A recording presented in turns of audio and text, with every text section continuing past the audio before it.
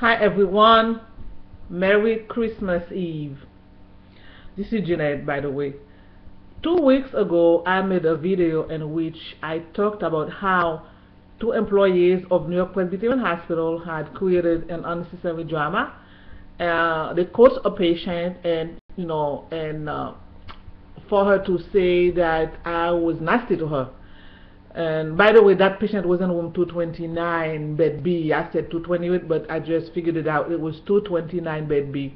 In any case, I had an ally. Someone came forward and said, no, Jeanette was not guilty.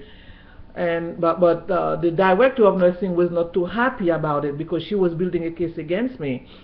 But because patient had never complained, so she had to do it manually. She basically did something that was so awful, so terrible, and I had mentioned it, but I want to be more specific, so I'm making this short audio to talk about it. So now the incident happened on June 6, 2010. It was a Sunday. By the end of that same month, they had added 4 more patients. So the unit was 26 beds, and they added 4 more. So I had 30 patients. So a few months thereafter, on a weekend again, I showed up. The issue with short staffing had continued to occur. So I got there one Saturday, and I was told by Jennifer Cavalluzzi, whatever her last name is, she was charged. She said, Jeanette, you're gonna be alone on the unit, even though there were like 4 or 5 bedside assistants. But she said I was alone. I understand that. But Jessica was on the unit. I like Jessica. I work intimately with Jessica. She is very good. She had never refused to help, to help me. We worked together. And she was on the unit Saturday. There was another one named, she was a newly hired, but she had went past her grace period. Her name is Jocelyn. She's a lazy ass. And Diane was on the unit. And I forgot who else. In any case, on Sunday, Jessica didn't return because the floor was so crazy. It was chaotic. 30 patients, they were calling for bedpans, the exact same thing. The unit is a newer unit where patients are in great need. They're very needy. They have brain surgery or spinal cord surgery or brain tumors and stuff like that. Those patients are very needy.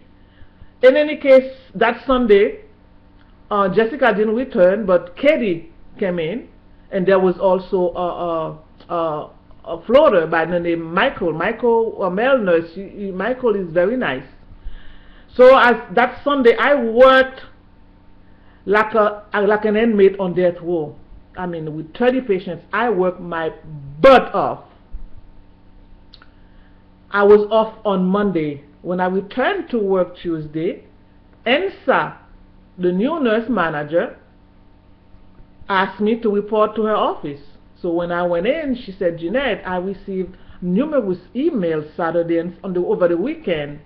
And I said, what about? She said, because there were no vitals, none whatsoever for the patients. And I said, I was bewildered because that is totally impossible. I said, Ensa, are you serious? She said, yes. But I said, Ensa, when did you get your email? She says, oh, I don't get my email on the weekend. I'm like, okay, what is the purpose of them emailing you when you don't read your email on the weekend? She says, well, I just received my, I'm like, when did you find that out? She said, Monday. That doesn't make any sense. And I said, Ensa, you are insulting my intelligence, even though I don't have much intelligence. But whatever I had left, she was insulting it. How are you going to tell me there were no vitals for 30 patients on a unit, and then instead of calling downstairs where the nursing office opened 24/7, they didn't say anything and they emailed you? That story did not add up. And she also said to me, well, Jeanette, don't tell anyone because I don't want anyone knowing your business. I said, I'm like, wait a minute, I smell a freaking rat. How are you going to tell me? You accuse me of not charting vitals, and yet you're going to tell me I shouldn't tell anyone?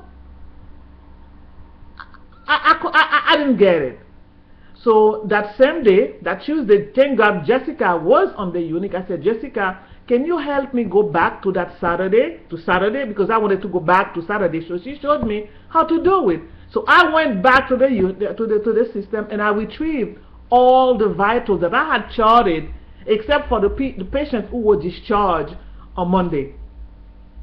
And then when I brought that to her, she was like, I said, Ensa, did you say that I didn't chart any vitals? She said, yes. I said, but here, look. She played insanity. She was like, oh, Jeanette, you know, she blew me up. Oh, Jeanette, how did you get that? I'm like, no, that's beside the point. You told me that there were no vitals, and here they are. So I was able to retrieve all of them and show them to her. She played like, you know, it was not a big deal. So I basically got rid of them. The following week, the following day, she called me again. She said, Jeanette, I'm going to have to issue a warning to you. And I said, for what? She said, because there were no vitals. What they had done 2 days after, because I worked Tuesday and I was off Wednesday.